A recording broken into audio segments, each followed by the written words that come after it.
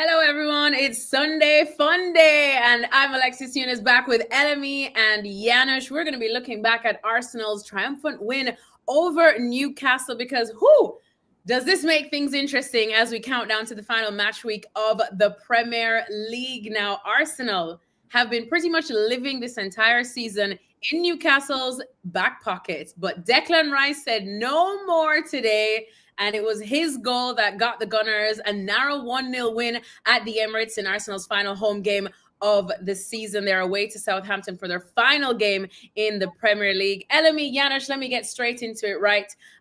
Let's start with you, Janusz, because Declan Rice, once again, the difference. Yeah, I mean, look, I was thinking about how to approach this, how they played, who was playing well and all this. At this stage of the season, it doesn't really matter, right?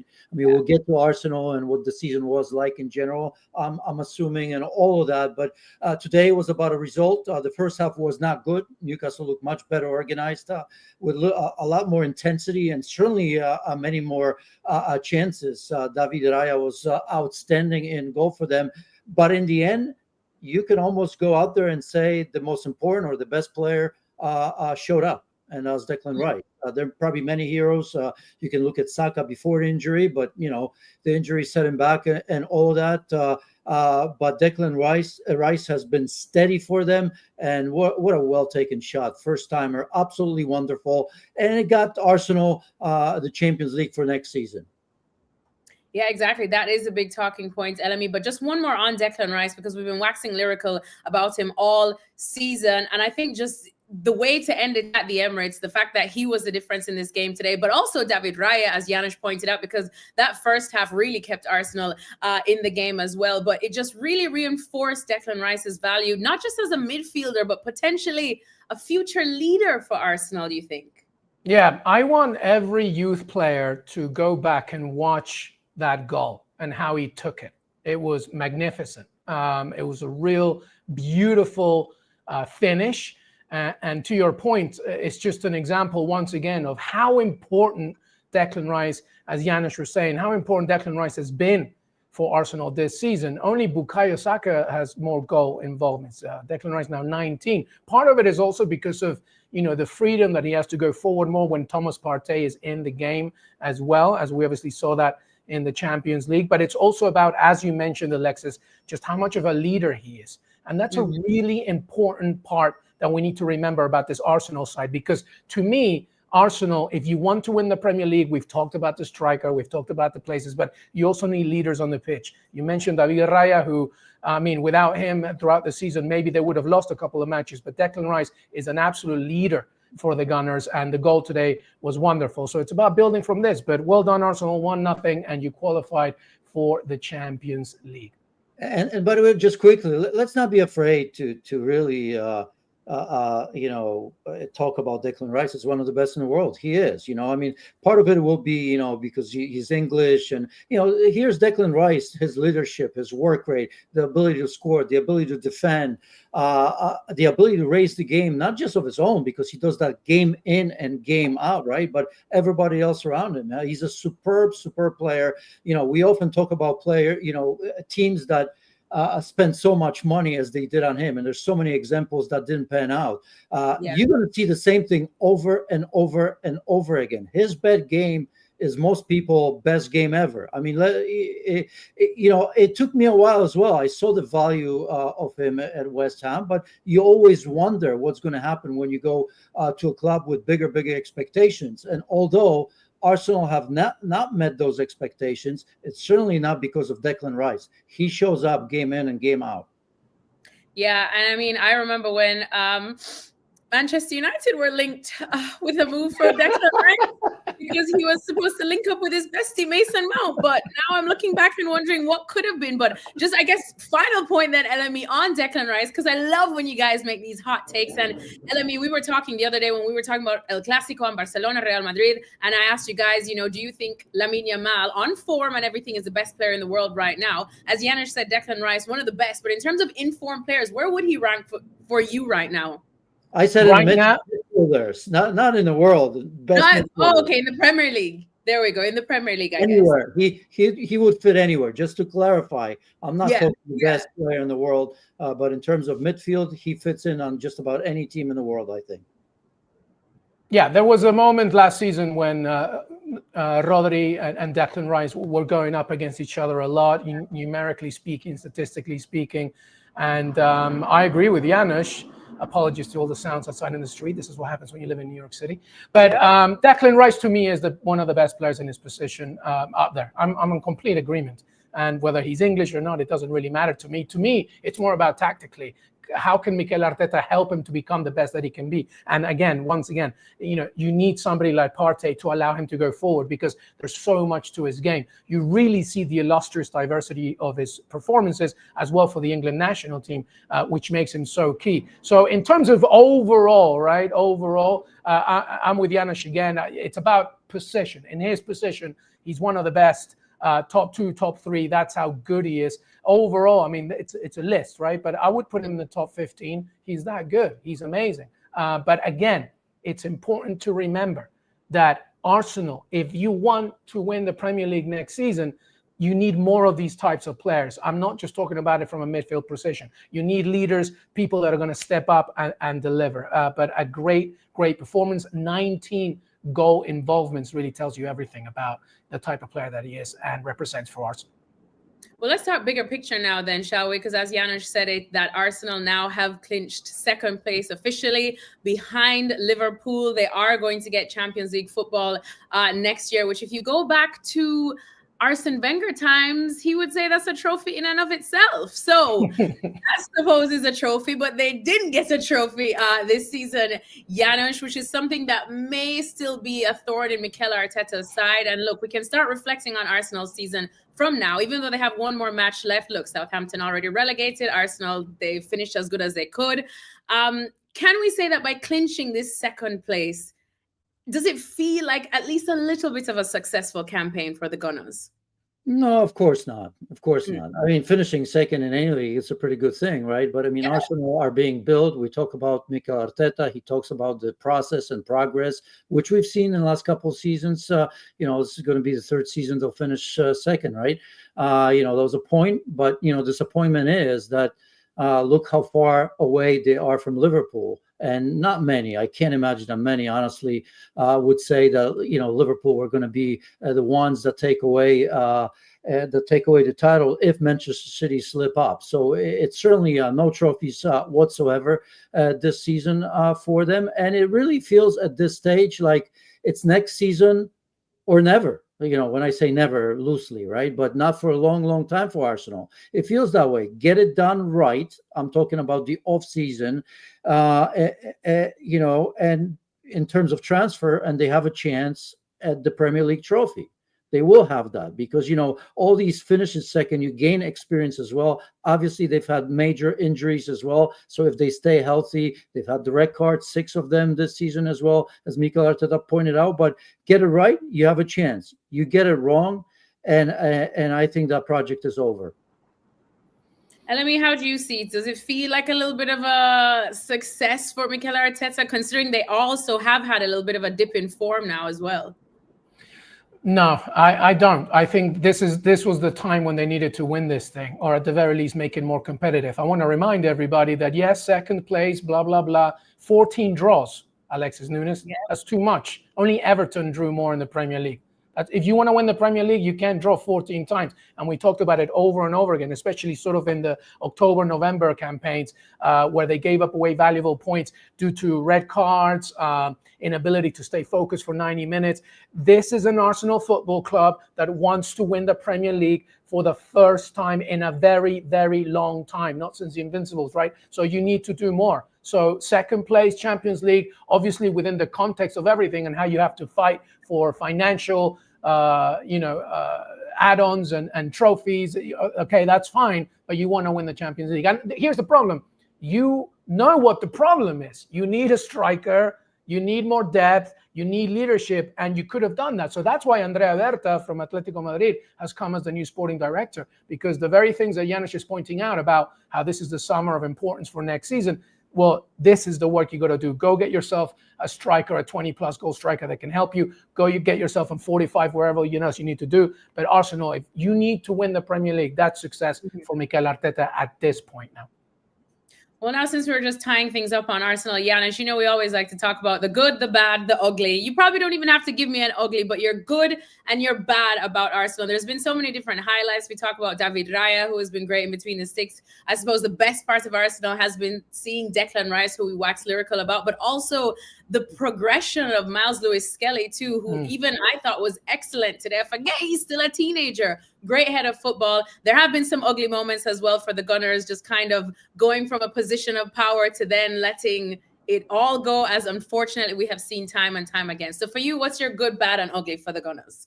Well, I mean, yeah, you could talk about Skelly. I mean, he has to confirm that, right? He did get those 2 red cards, young player and inexperienced. But, at this level, if you're fighting for a trophy, the good would be the run in the Champions League. Because with all the issues they've had in the league and the injuries and all of that, this was very, very significant. Not just the fact that they've beaten Real Madrid. Some can argue, well, this was the worst Real Madrid in a number of years. Who cares? It's still Real Madrid. If you look at the group stage, they were absolutely outstanding in that, right? There was a level of consistency for Arsenal, and we all know how difficult it is to get into the end. So that's that. The ugly is the draws and lack of scoring. I mean, because we've been talking about this lack of striker, right? We saw, Havertz coming in and everybody saying, well, he's the leading goal scorer, right? I mean, he should be the add-on. Arsenal would have wanted with a striker that has normally every big team has that sort of a striker that scores well over 20 goals, right? And he's got 15. So you add that to the strikers that you don't have. I mean, that is a total mismanagement from Arsenal. Before the season, midway through the season, they didn't feel they needed to do the. I know these deals are not easy. I'm sure they were trying very, very hard. But as we know, to get a top level striker in January, it's impossible. They've missed that boat before that, and somehow they've been telling us that what they have is good enough. I don't think it was good enough. I don't think that even if they had if they didn't have those injuries, they probably they would have seen that through. So I guess, did I cover all the good, bad, and ugly? Yeah, there was some ugliness, but I wouldn't paint that season as absolutely negative. It's just that there's some clubs in the world that you expect them to get some sort of title, right? And Arsenal is one of them.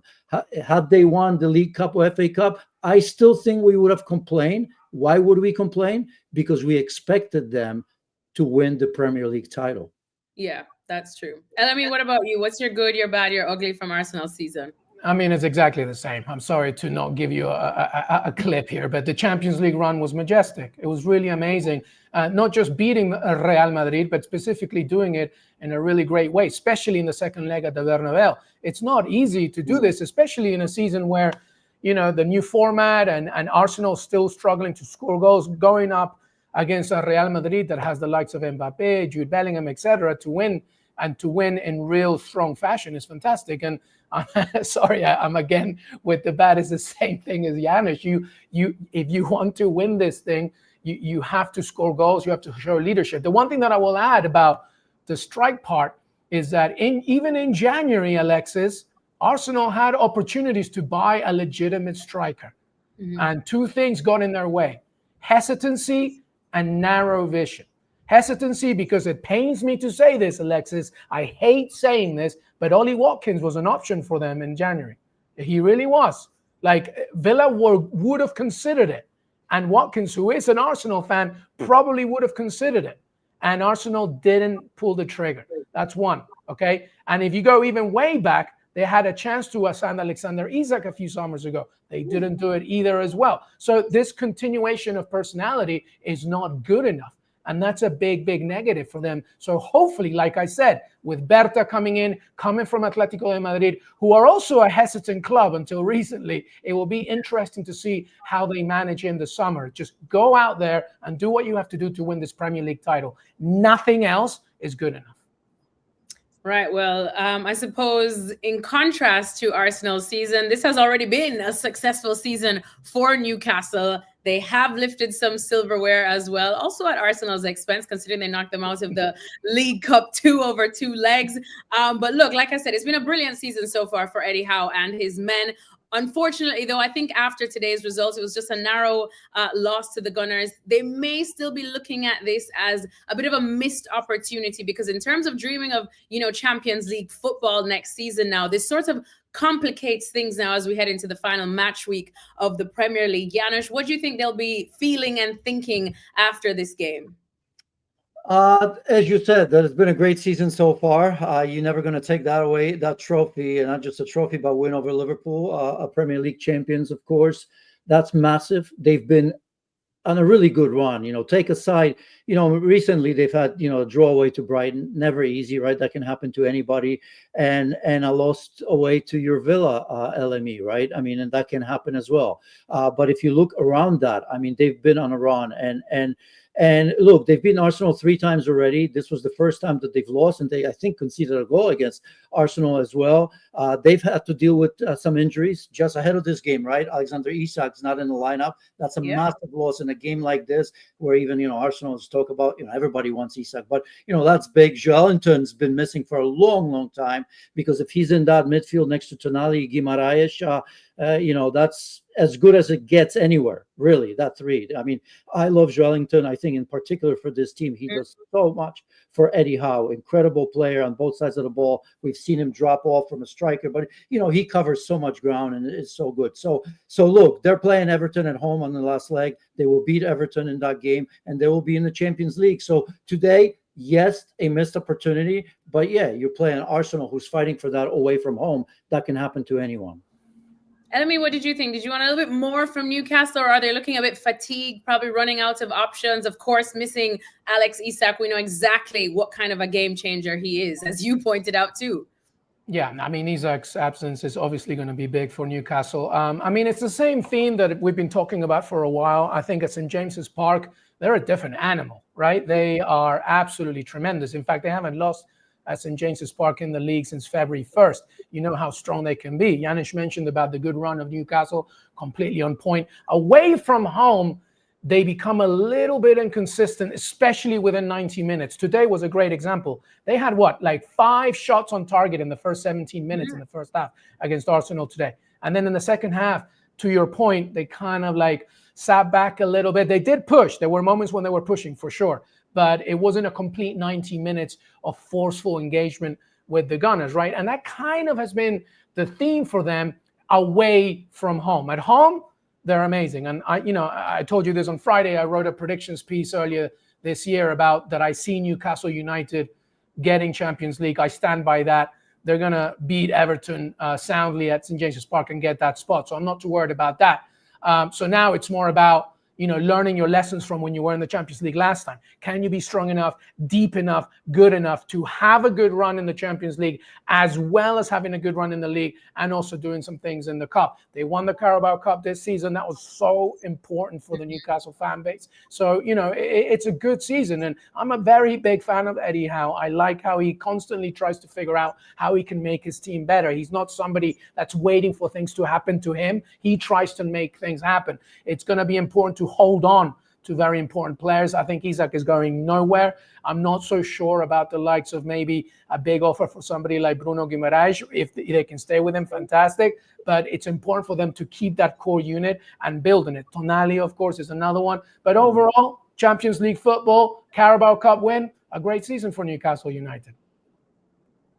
Yes, indeed. And Janusz, what do you think now in terms of looking ahead for Newcastle? Eddie Howe definitely needing to probably bolster that squad, especially if they have to bring in Champions League. But still, things are looking interesting as they go. They're at home to Everton. And as we said, St. James's Park is a different beast altogether. And for anyone, I know that well, looking at United playing there. But of course, I still pick Everton to fare better. But in terms of looking ahead for Eddie Howe's men, do you still pick them to finish in a Champions League spot? Because we know that Chelsea, Villa, and Man City are breathing heavy behind them. Yeah, I mean, something's going to give in that Forest a Chelsea game, I suppose, right? Man City, that's a big unknown, but they do have 2 games. We will know a little bit more we will know a little bit more midweek, right? Not just the Cubs, but even for Villa, Newcastle, because everybody's in it, right? And isn't Man United playing Villa? We'll see what kind of Man United Villa will get, right? So I'm saying all of that is, if Man United wins the Champions League, it's a different look. So look, in terms of Newcastle, I mean, it's a last game. There's a certain amount of pressure because it's the last and final game, but I think they will beat Everton, and that's going to be enough, no matter what happens elsewhere for me. But yeah, going next year, this is because this is just as big of an issue for Newcastle as it is for Arsenal. That offseason is going to be important because on one hand, you look at Newcastle and all these competitions and remember what happened last time Newcastle was in the Champions League. There were some big wins. What was it, PSG? There was a lot of good stuff, but they paid the price for that. Here's a Newcastle club who's got some of the richest owners in the world, but you still have to balance the books, right? So you're going to lose some players. I'm with LME. They can't afford to lose Isak. That's just a bad signal, right? I just think to the whole process, Tonali sounds like he may leave. It sounds like he wants to maybe perhaps go back to Italy, and those are just rumors. I think there's maybe they're going to refresh at a goalkeeper position, which we're hearing. Nick Pope is good enough, but I think they may look somewhere. That backline's still good. I mean. Yeah. It's funny because we're here week in and week out, day in and day out, talking about some of the best center back. I mean, I look at somebody like Fabian Schär. Is there a better and more consistent player than he is? I mean, unbelievable, right? We don't talk about him. Botman is good. I mean, he's had some injuries issues as well. Trippier, that's a question mark. And then Burn. How about him, right? If we're going to talk about Fabian Schär, I mean, I jokingly sometimes, call him a giraffe on roller skates, right? But I mean, what he does, it's incredible. So, but obviously, they're going to need to probably strengthen in terms of depth in those positions. But I think defensively, they're still fairly sound. But for them, that has to wait. Unlike Arsenal, who's already in the Champions League, they have to get it done, because if they don't somehow, then what are we talking about here, right? Some of these targets are different all of a sudden. Yeah, LME, final thoughts then on Newcastle. I know we spoke about the Premier League earlier on in the week in FC Live, but have your, I suppose, predictions changed in terms of who finishes in those Champions League spots? You mean below Newcastle? Because I see Newcastle having taken care of this, no problem at all. Yeah, after that, I mean, look at this. It becomes very interesting. Janusz mentioned it, and I'm telling you this right now. Forest Chelsea is the one to watch, definitely from a Villa perspective. Obviously, I know we have to do something over your United on the weekend. I kind of hope you win the Europa League, so you kind of just you leave it all out in Bilbao, and then you don't have to worry about the last game of the season. But that's one thing. Villa need to win no matter what. No matter what. Chelsea obviously did the job, not amazingly, but it was a good goal against United on Friday, so that puts them there. But that Forest win over West Ham gives them the impetus, because I was watching Nuno Espirito Santo at the end of that game. They were up for it, and they know how important that last game of the season, home game of the season at City Ground against Chelsea is going to be. So that is key right there. That game, to me, is everything, because, Nottingham Forest win and Villa win and City win, then we having a conversation there. But also, like Janusz said, there's 2 games to go as well, because the Bournemouth away game on Tuesday is going to be interesting. I think Kevin De Bruyne's last home game of the season, that's going to be important. And then here's the other one, and our producer Tom Collins didn't put it low enough. It's okay, I forgive you, TC. But Fulham winning today, right, gives them an opportunity to go from 10th to 8th in the final day of the season, meaning that Marco Silva can give European football to Fulham, and they host Manchester City, Alexis Nunes. So now, this Sunday, I mean, I told my wife, I'm not doing anything. It's my niece's birthday. It's my niece's birthday, and I'm like, we're not doing anything until way later, because I'm watching this. It's going to be I need like 7 screens. I know we have the multi-screen, but I need to watch them in simultaneous. It's going to be a crazy circus on Sunday. Unbelievable. She's been on record saying that you don't do anything anyway. So what do you mean? Ooh, that's a tasty chat for another day. Perhaps ESPN After Dark. Janusz Mihalik stole my WhatsApp. That's why he's been reading my message. I love that. the one.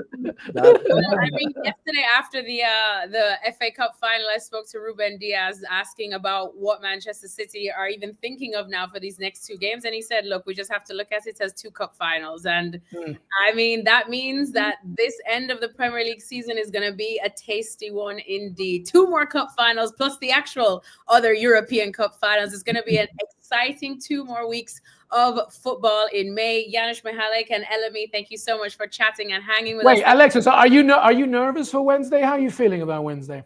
Man United have beaten me numb so much this season that I don't even know if I feel anymore. I have to like pinch myself every day just to make sure You'll feel it back. You'll feel it back on Wednesday. You'll feel it back. Yeah, you know, we should get like my ex to text me just to see if I still feel anything.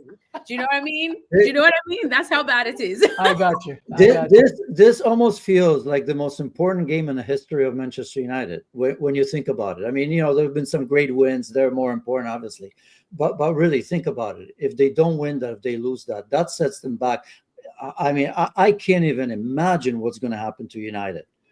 Right? Key. I mean, because this back door, at least it gives you some hope. You're in the Champions League. Now you can plan. There's money coming in. You can rebuild again and spend. If that goes away, and you know where they are, oh my, that is just absolutely massive.